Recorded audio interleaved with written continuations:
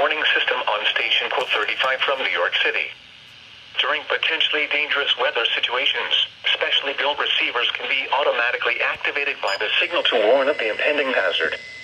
Tests of the signal and receiver performance are normally conducted by the National Weather Service at 11 a.m. each Wednesday. If there is a threat of severe weather, the test will be postponed to the next available good weather day. Reception of this broadcast, and especially the warning alarm, will vary at any given location. This variability, normally more noticeable at greater distances from the transmitter, can sometimes occur even though you are using a good quality receiver in good working order.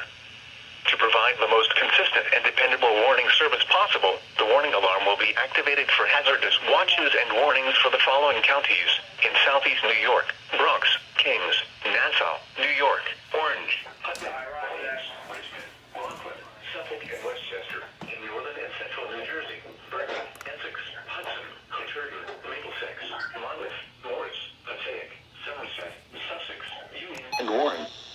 And in Southwest Connecticut, Fairfield. Once again, this was only a test.